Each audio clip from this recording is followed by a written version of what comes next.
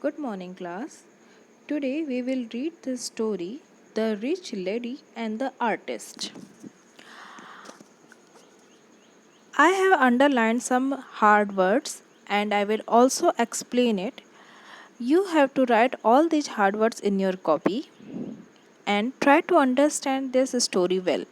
So let's start. The Rich Lady and the Artist. Once a rich old lady, asked a well known, underline the word well known का मतलब होता है बहुत famous, a well known artist to paint her portrait को underline कीजिए, it's a hard word. It means जब आप किसी की कोई ड्राइंग बनाते हैं, जब that drawing is known as portrait, जब आप किसी की फ़ोटो बनाते हैं उसको हम पोर्ट्रेट कहते हैं. The artist worked hard on the portrait for many days.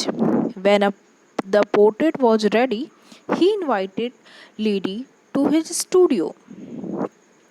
Artist ने बहुत हार्ड वर्क किया उस पोर्ट्रेट को बनाने में, और जब पोर्ट्रेट तैयार हो गई तो उसने लेडी को अपने स्टूडियो में बुलाया ताकि वो पोर्ट्रेट को उसको दे सके. The old lady come to the studio. She had her pet dog with her. जो ओल्ड लेडी थी वो स्टूडियो आई और उसके साथ उसका पेट डॉग था. She was very fond of the dog. Fond of को अंडरलाइन कीजिए, it's hard word. Fond of का मतलब होता है कि बहुत पसंद करना. Like I can say I am fond of music, मुझे म्यूजिक बहुत पसंद है. You are fond of food और you are fond of playing games. तो she was very fond of the dog. उसको डॉग बहुत पसंद था. शी बिलीव्ड को अंडरलाइन किया, इट्स अ हार्ड वर्ड, मतलब विश्वास करती थी. That it was the cleverest little animal in the whole world. Cleverest, underline this word. Cleverest मतलब सबसे ज़्यादा क्लेवर. तो वो समझती थी कि जो उसका डॉग है वो सबसे ज़्यादा चालाक एनिमल है इस पूरे वर्ल्ड का. The lady showed her portrait to the dog. Lady ने अपना पोर्ट्रेट डॉग को दिखाया और कहा, look Tommy darling, here is your mistress. उसने कहा, टॉमी देखो इसको, ये तुम्हारी मालकिन है. But the dog showed no interest. Interest को अंडरलाइन कीजिए. इंटरेस्ट मतलब उसने कोई रुचि नहीं ली, उसने बिल्कुल भी मन नहीं लगा उसका उस पोर्ट्रेट को देखने में. The wealthy lady turn to the artist and said, wealthy मतलब धनी, वो रिच, वेल्दी एंड धनी, wealthy and rich, both words are synonym of each other. ठीक है, इन सब का एक ही मीनिंग होता है, वो है धनी.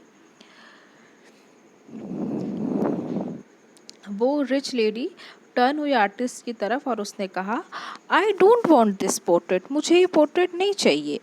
It does not look like me at all, ये बिल्कुल मेरी तरह नहीं लगती. Even my clever animal can not recognise me in the portrait. Recognise मतलब पहचानना.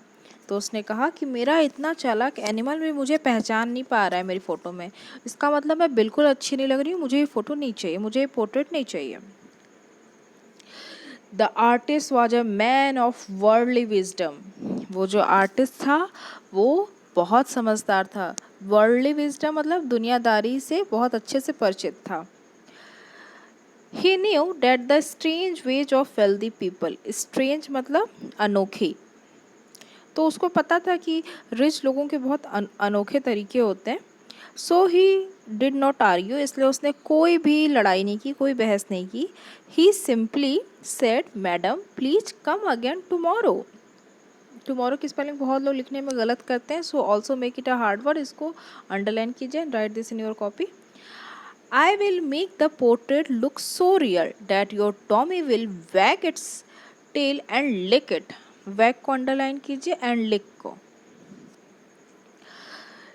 तो उस आर्टिस्ट ने कहा कि मैम आप प्लीज़ कल आइए, मैं आपके पोर्ट्रेट को बहुत रियल बना दूंगा और आपका जो टॉमी है वो भी अपनी वे टेल को वैग करेगा, वैग करना मतलब हिलाना, मतलब वो भी अपनी पूंछ हिलाने लग जाएगा। And lick it, lick means ऐसे चाटना, जो आप लोग देखेंगे जो डॉगीज होते हैं जब वो बहुत खुश होते हैं तो क्या करते हैं, वो अपनी पूंछ को हिलाते हैं, और अगर उनके पास आप जाएंगे तो फिर वो आपके हाथ पैर को ऐसे ऐसे चाटना स्टार्ट कर देंगे। तो that is known as licking, और पूंछ हिलाने को बोलते हैं wagging. The next day the lady visited the studio again, अगले दिन वो लेडी फिर से स्टूडियो गई। This time the dog wagged its tail, इस टाइम क्या हुआ कि डॉगी ने अपनी पूंछ हिलाई। And ran to the portrait, और पोर्ट्रेट की तरफ दौड़ता हुआ गया। It licked it with great interest, और बहुत इंटरेस्ट के साथ उसने उसको लिक करना स्टार्ट कर दिया। The lady said how wonderful, wonderful मतलब जब कोई चीज़ बहुत ज़्यादा अच्छी लगती है तो उसको बोलते हैं wonderful. The lady said how wonderful, wow क्या बात है, हाउ ब्यूटीफुल, कितना सुंदर है ये। My Tommy like the portrait and so do I, मेरे टॉमी को ये पोर्ट्रेट बहुत पसंद आया और मुझे भी। Please wrap it up, wrap it up का मतलब होता है किसी चीज़ के ऊपर रैपर चढ़ाना।